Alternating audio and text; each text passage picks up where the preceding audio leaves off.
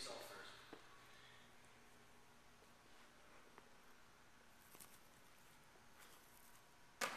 Hello, I'm Hovland, and today I'm going to show you how to run some effective pass patterns. I'm going to need a quarterback out of the stands. Here we got one right here. This young gentleman has gladly decided to be my quarterback today, and I thank you for that. So, you're welcome. Today I'm going to tell you how to run some pass patterns. But first, before we even get to the patterns, we got to learn how to get into a good stance, good wide receiver stance. I mean, you don't just want to be standing like this or like this. You want to get in a good stance. You can put whatever foot forward you want, right or left, whatever is more comfortable for you. I prefer my left, so I'm going to go with my left. I'm going to get it. You want to get this foot back. You want to have good bend. You should be able to bounce up and down like this every time. You should be leaning forward. Your weight should be forward. You should almost be able to lift this foot up because all your weight should be forward. And when you go, your first step, you want to drive your knee through like this.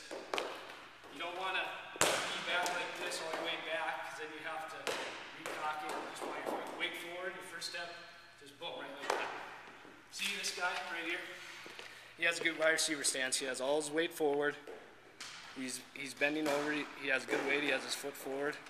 But one thing he could do is when he's in his stance, get his hands up like this. If you have your hands dangling like this, which a lot of people do, it could go offside. You can get a penalty. So just keep them up, be ready, and then just drive that leg forward. So the first pass we're going to do is a slant route. The slant route is the second most common route after the fade route. It's a good route because the cornerback has a hard time reacting on the quickness. All the slant route is, I'm going to take 2 steps, 1, 2, and I'm going to burst inside. That's all I'm going to do. I will demonstrate that for you, but first, once I get my stance, I'm going to go 1, 2, even maybe a third one. You want to push off with this outside leg. Push off like this. You don't want to have to go here and then break down and you just lose movement. That's a false step. You want to have a good step off the outside. Shoot, and just shoot in like that. Outside foot and just shoot it. So we'll run it one time for you here. So go. And after you catch the ball, you want to get it up high, tuck it in, and run. The next route we're going to run is the comeback route. It's usually 7 to 10 yards. So what I'm going to do on comeback route is I'm going to get my stance. I'm going to come 7 to 10 yards. And when I get here to this point, I'm going to break down. And I'm going to turn around. I'm going to come into the ball. You don't want to let the ball get to you. You want to come into the ball and catch the ball. Once I catch it, I'm going to turn and run it outside. If you catch it and you run it on the inside, I know from experience you usually get a pretty good whipping on you because there's defenders all over there. And you don't want to put yourself in that situation. Here, we'll run it for you. 2, set, lock out. Here we go. It's really key to break down here because if you're coming and you take a long stride like this and try to cut back, your foot's going to come out from underneath it, you're going to slip back, and you're going to lose all your movement.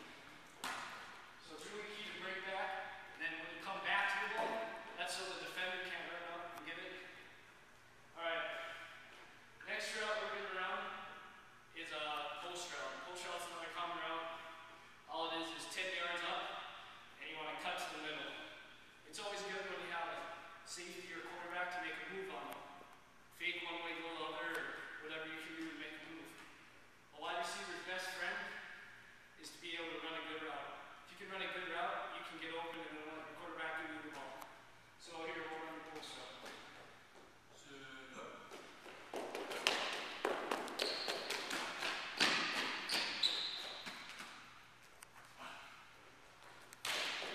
One thing, when you're trying to catch the ball, go here. You want to catch it with your fingertips. Just like this, your fingertips. You don't want to catch it with your palms or it'll slide off. You want to catch it with your fingertips, secure it, and then run. Another thing you don't want to do is you don't want to let the ball run in on you. Hit your pads, try to catch it, trap it, because it'll bounce off and it'll fly. Here, we'll shoot. See? It runs in on you and it hits your pads and it'll bounce in your direction. So when you throw it, catch it with your fingertips of your hands, secure the ball, then run. That's your number 1 priority, is catching the ball first.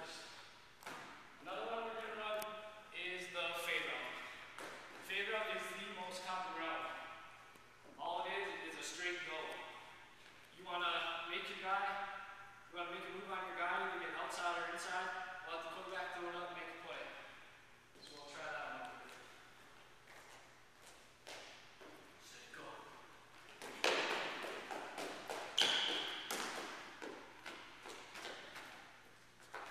The fade route, very common route because if you have one-on-one coverage, it's a good way to get a good game, make big yardage. The board is usually high.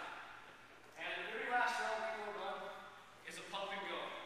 Now I showed you earlier the comeback route. The comeback route is where we get here, we break down, and come back. Now the pump and go route is we're using this route as a fake. So I'm going to run that comeback route. He's going to fake the ball to me, pump fake. The defender's going to come up, I'm going to go around. I'll be wide open. So we'll try that over here.